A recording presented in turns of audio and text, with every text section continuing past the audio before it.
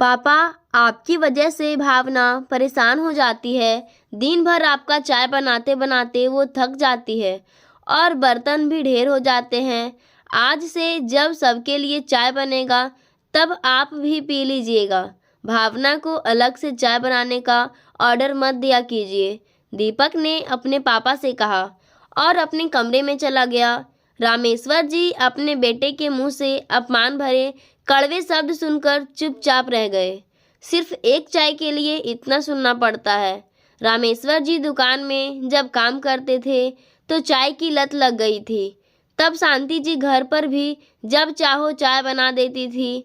अभी भी शांति जी चाय बना सकती है, पर भावना उसे भी ताना दे देती है कि आप चाय में दूध ज़्यादा डाल देते हैं। पापा जी सारा दूध चाय में पी लेंगे तो मेरे बच्चे क्या पिएंगे। भावना की बातों से शांति का मन भी आहत रहता था। तभी तो वो अपनी मर्जी से रसोई घर में कुछ भी नहीं बनाती थी। जो बहू ने कह दिया वो कर देती थी। उस दिन जब शांति रसोई में रोटी बना रही थी तभी भावना आकर रोटी को चेक करती है और बोलती है, मम्मी जी, आपसे कितनी बार कहा है कि आप रोटी में ज़्यादा घी मत लगाया कीजिए। घी कितना महंगा आता है। अब इस उम्र में इतना घी खाकर कहाँ जाएंगे। अपच हो जाएगी और हमें फिर डॉक्टर के यहाँ लेकर जाना पड़ेगा। एक तो घी महंगा और उस पर डॉक्टर का बिल महंगा, दवाइयाँ भी महंगी पड़ती है। अपनी बहू की बातें सुनकर शांति जी चुप हो गई। उस दिन के बाद वो घी को भी हाथ लगाने से डरती थी। रोटी भी बिना चिपड़े का लेती थी। हालांकि घी के बिना रोटी उनके गले नहीं उतरती थी, फिर भी वो वैसे ही खाने की कोशिश करती थी और रामेश्वर जी को भी समझा देती थी। एक दिन उनके घर पर बहू के मायके वाले आने वाले थे। भावना तो सुबह से तैयारी में लगी थी। घर पकवानों की खुशबू से भर गया था।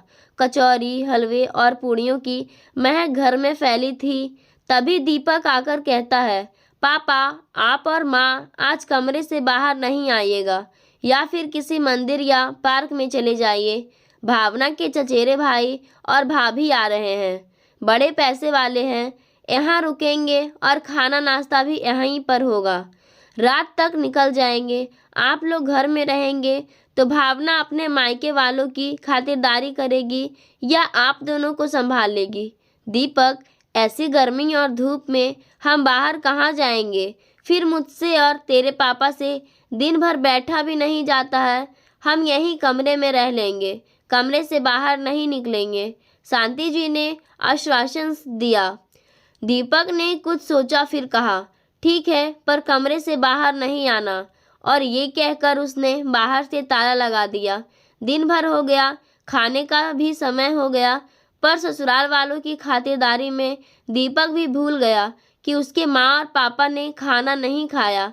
पानी का जग भी खाली हो गया था।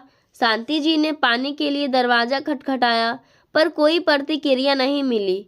थोड़ी देर बाद रामेश्वर जी ने बेटे को फ़ोन लगाया तो दीपक जल्दबाजी में था। पापा, जल्दी बोलो, मेरी मूवी छूट जाएगी।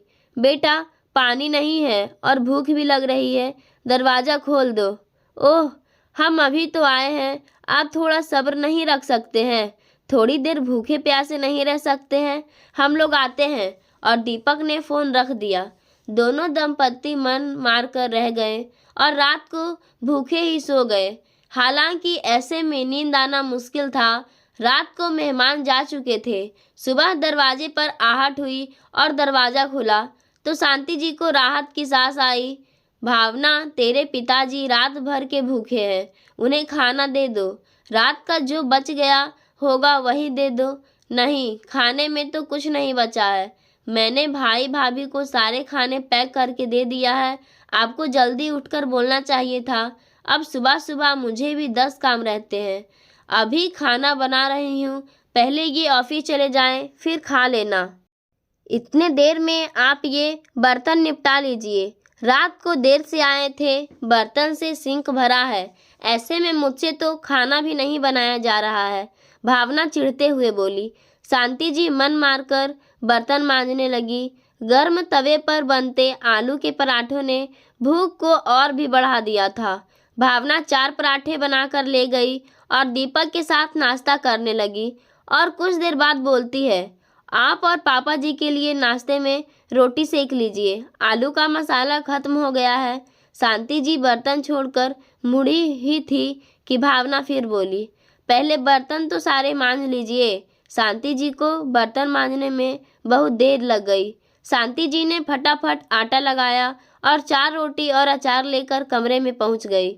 बड़ी देर लगा दी रोटी लाने में, मेरा तो पेट दर्द करने लगा है।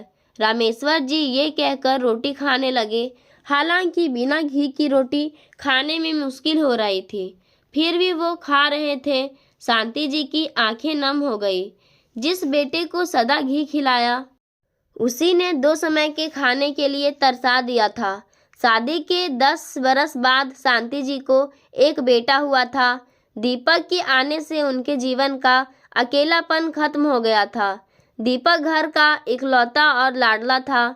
बस उसके मुंह से किसी चीज़ के निकलने की देर थी, वो हाजिर हो जाती थी। दुकान में ज़्यादा कमाई तो थी नहीं, फिर भी वो कोशिश करते थे कि दीपक की हर इच्छा पूरी हो। अपने बेटे को रोटी में घी लगाकर अच्छे से खिलाती थी, क्योंकि दीपक सब्जी कम खाता था। उसे खिचड़ी और रोटी ही पसंद थी। दोनों में खूब घी लगता था।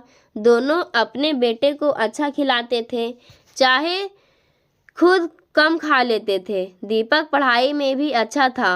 उसने मेहनत की और नौकरी लग गई। नौकरी लगते ही रिश्ते आने लगे। भावना बहुत सुंदर थी। वो एक नज़र में दीपक को भा गई और उसने उससे ही शादी की। भावना के साथ शादी होते ही दीपक उसके आगे पीछे रहने लगा। उसकी सुंदरता का पुजारी बनकर रह गया। वो जैसा कहती थी वैसा ही करता था। अपने माँ और पापा की परवाह नहीं करता था। बस भावना जो बोल दे उसे ही सच मानने लगा था। अपने सास ससुर के खिलाफ वो दीपक के कान भरती रहती थी। भावना बहुत कंजूस प्रवृत्ति की लड़की थी।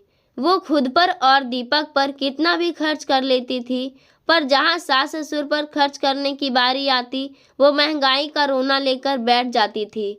समय के साथ उसके 2 बच्चे भी हो गए। अब सास ससुर बूढ़े हो चले थे। बीमारी के प्रति लापरवाही ने रामेश्वर जी को और भी बीमार बना दिया। दीपक ने उन्हें कभी अच्छे डॉक्टर को नहीं दिखाया। बस घरेलू इलाज से जीवन चल रहा था। अब उनसे अपनी दुकान पर भी नहीं बैठा जाता था और दीपक के पास दुकान संभालने का समय नहीं था। जो भी सामान दुकान में था उसे बेचकर दुकान भी बंद कर दी। पहले दुकान की कमाई से हाथ में पैसा तो रहता था, पर अब उनके हाथ एकदम से खींच गए थे। 100 रुपयों के लिए बेटा बहू के सामने हाथ फैलाना पड़ता था। दोनों की स्थिति दयनीय हो रही थी। बहू के साथ बेटा भी परवाह नहीं करता था। उन्होंने खाना खाया या नहीं, दवाई घर में है या नहीं, दीपक को कुछ परवाह नहीं थी। दोनों बस कहने को अपने बेटे बहू के पास में रह रहे थे। हम कहीं और चलते हैं, मुझसे अब यहाँ रहा नहीं जाएगा, मेरा तो दम घुटता है, रामेश्वर जी बोले। हाँ, मन तो मेरा भी करता है। इससे अच्छा तो भगवान हमें औलाद ही नहीं देता। 10 साल बाद औलाद इसलिए दी है कि ताकि हम बुढ़ापे में इतना दुख सहे और अपनी ही औलाद के हाथ इतनी तकलीफ झेले। इससे अच्छा तो हम बे औलाद अच्छे थे। खाने के लिए हमें तरसा देता है, दवाइयाँ लेकर नहीं देता है, कभी पास में आकर नहीं बैठता है। बहू को क्या दोष दूँ? बेटा ही जब कपूत निकल गया। मैं अब यहाँ पर नहीं रह सकती हूँ, मुझे आत्मसम्मान से जीना है। शांति जी रोते हुए बोली, मैं कर भी क्या सकता हूँ? आत्मसम्मान से जीने के लिए पैसा चाहिए, वो हमारे पास है नहीं। दुकान से माल नहीं है। पेंशन मिलती तो सिर उठाकर जी सकते थे। ना तो बेटा है ना ही पेंशन। इन हालातों में हम क्या कर सकते हैं? हमारा जीवन तो अब ऐसे ही निकलेगा। अब और दिन ही कितने बचे हैं, इसी तरह से जी लेते हैं। हम बूढ़े अब और क्या कर लेंगे? रामेश्वर जी ने दर्द से कहराते हुए कहा, हम बहुत कुछ कर सकते हैं, बस हमें हिम्मत जुटानी होगी। बेटे बहू के जूते में रोज रोज नहीं खा सकती हूँ। मेरा मान सम्मान सब आहत होता है। हमें अपना पेट भरने के लिए कुछ तो करना चाहिए, शांति जी बोली। सुनो जी, दुकान तो अपनी है, हम उसे बेच भी सकते हैं। मैं सोच रही हूँ मैं अपने हुनर को बाहर लाऊं। आपको तो पता है कि मैं अचार कितना अच्छा बनाती हूँ। हम अचार का बिजनेस करें, उसमें कमाई भी बहुत अच्छी होती है। कमाई तो ठीक है, पर उसमें पैसा लगाने को भी चाहिए, घर भी रहने को चाहिए। हाँ वो तो है। शांति जी फिर सोच में पड़ गई।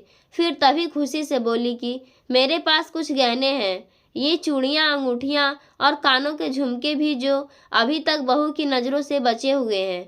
घर तो इन दोनों ने हमेशा हथिया लिया, धोखे से हमारे हस्ताक्षर ले लिए थे, पर दुकान तो अभी भी आपके नाम पर है, हम वो भी बेच सकते हैं। लेकिन ये सब योजना बनाने में समय तो लगेगा और किसी का सहारा भी चाहिए होगा।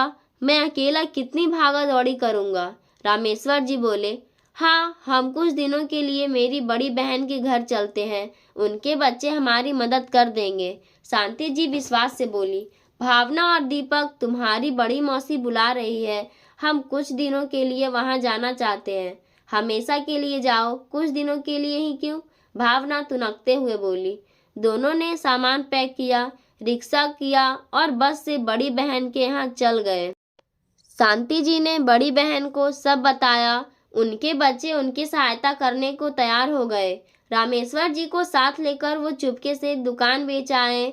उसी शहर में एक कमरे वाला घर खरीद लिया। साथ में अचार बनाने को बर्तन और सामग्री भी ले ली। कुछ बर्तन और बिस्तर उनकी बहन ने दे दिया। 7-8 दिनों में सब अच्छे से हो गया। अपनी जान पहचान वालों से उनकी बहन ने ऑर्डर लेना शुरू कर दिया। शांति जी अचार बनाकर बेचने लगी। एक दिन दीपक का फोन आया कि माँ वापस कब आ रहे हो? भावना गिर गई है, उसके पैर फ्रैक्चर हो गया है, डॉक्टर ने आराम बताया है, तो जल्दी आ जाओ। बच्चों और मुझे परेशानी हो रही है, खाना ही नहीं बनता है, हम लोगों को भूखे रहना होता है। अपने बेटे के मुंह से सुनकर एक बार तो वो भावुक हो गई, लेकिन दूसरे ही पल कड़क होकर बोली, हम दोनों वापस नहीं आ रहे हैं, अब यहीं रहेंगे। मौसी के पास में ही घर ले लिया है, दुकान बेच दी है और अपना बिजनेस शुरू कर दिया है। अभी हमारे पास पैसे हैं जो दुकान बेचकर मिले थे, उनसे काम चला लेंगे। बहू से कहना अब आराम से खूब पैसे बचाए, अब उसे हमारा खर्च इतनी महंगाई में नहीं झेलना पड़ेगा। माँ बाप बड़ी मुश्किल से बच्चों को पेट पालते हैं और वही बच्चे उन्हें 2 रोटी के लिए तरसा देते हैं। तुझे हमने नाजों से पाला था, हमसे कहाँ क्या चूक हो गई, कुछ समझ नहीं आ रहा है। दीपक ये सुनकर गुस्सा हो गया। आपने दुकान कैसे बेच दी? मैं उसे किराए पर देने वाला था, वो मेरे पति की दुकान थी, उस पर तेरा कोई हक नहीं है। शांति जी ने तुरंत जवाब दिया। बहू ने आते ही वक्त कहा था कि कुछ दिनों के लिए क्यों, हमेशा के लिए चली जाओ, तो हम आ गए। शांति जी ने फोन रख दिया। उनका अचार का बिजनेस चल निकला। उन्हें बड़े बड़े ऑर्डर मिलने लगे और अब उनके नाम का ब्रांड के साथ अचार के डिब्बे मॉल में बिकने लगे। कुछ ही महीनों में उनके दिन फिर गए। अब उन्होंने नौकर चाकर रख लिए थे, वो अपनी निगरानी में उनसे अचार बनवाती थी। उनकी अच्छी आमदनी होती थी। अपने माँ बाप के पास इतना बढ़ता पैसा और नाम देखकर भावना और दीपक माफ़ी मांगने आए, पर शांति जी और रामेश्वर जी ने उन्हें माफ़ नहीं किया।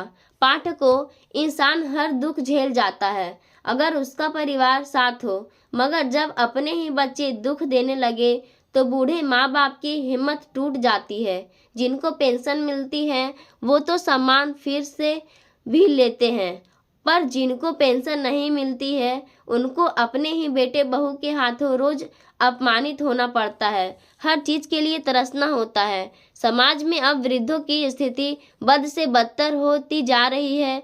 पढ़े लिखे शिक्षित समाज को इस बारे में सोचना चाहिए। आपकी क्या राय है हमें ज़रूर बताएं, और चैनल पर पहली बार आए हैं तो हमारे चैनल को सब्सक्राइब ज़रूर करें। धन्यवाद।